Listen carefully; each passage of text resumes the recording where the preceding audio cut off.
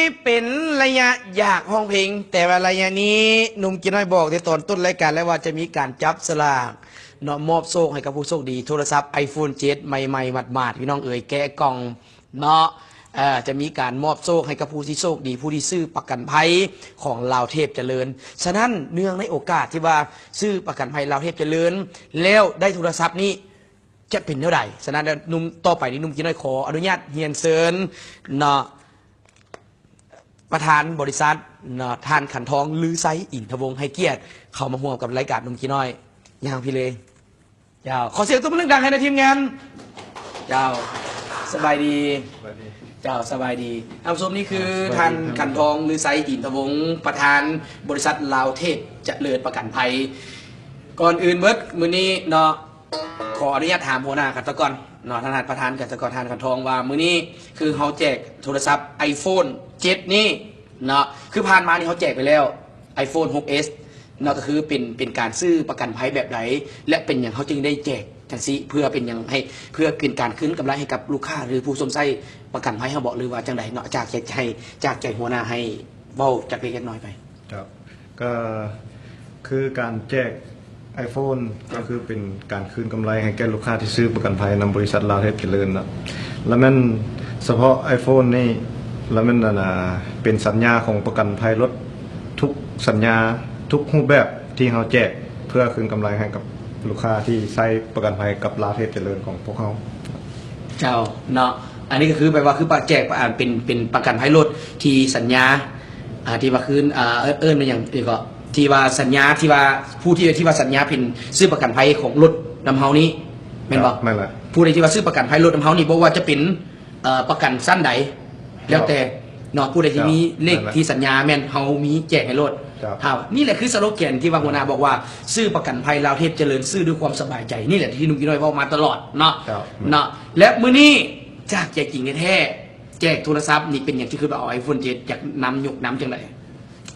ก็คือพวกเขาได้เว้ากันในโฆษณาสปอร์ตโฆษณาเนาะก็คือทุกๆ3 เดือนเขาจะแจก iPhone 6s นะแต่ว่าในปัจจุบันนี่มันได้เพิ่นได้อัปเกรดขึ้นมาเป็น iPhone 7 แล้วเขาก็เลยว่าให้มันทันยุคทันสมัยเขาก็เลยว่าเอา iPhone 7 มาแจกนะการแจกรางวัลนี่ให้กับลูกค้านี่เอิ้นว่าเป็นอย่างไรคืนกำไรบ่หรือว่าจากที่ว่าเฮาที่ว่าเพิ่นสนับสนุนบริษัทเฮาไม่แหละคือการแจกนี่ก็เพื่อเป็นกิจกรรมให้ลูกค้ามีความ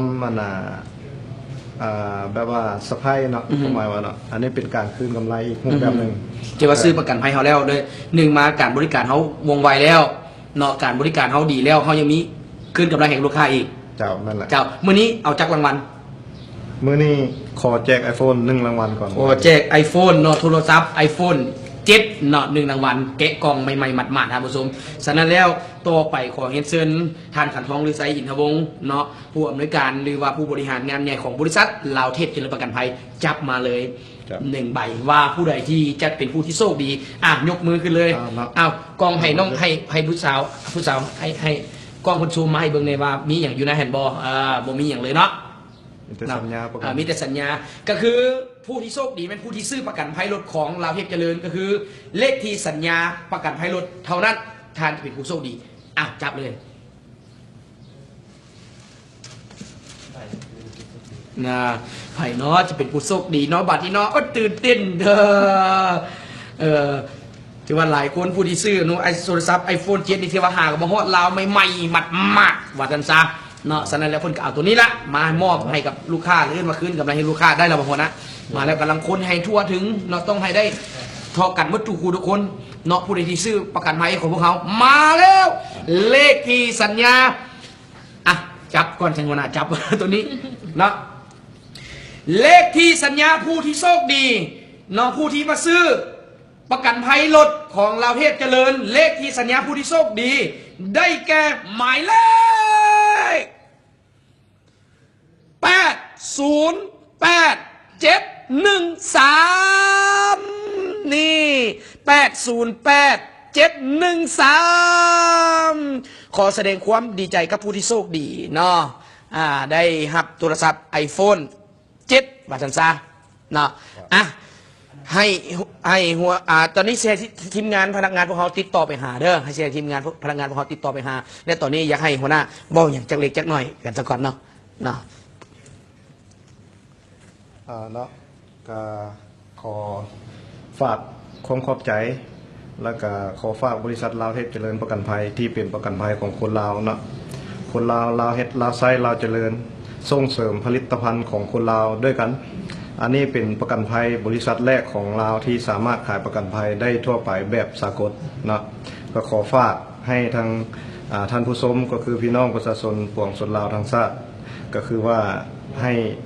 ส่งเสริมผลิตภัณฑ์ประกันภัยของคนลาวเองแล้วก็บริษัทลาวเทพเจริญประกันภัยขอสัญญาว่าเนาะเราจะเทคแคร์ลูกค้าหลังการขายให้ดีที่สุดเพื่อให้เทียบเท่ากับสากลให้ได้นะอันนี้ขอขอบใจ เจ้า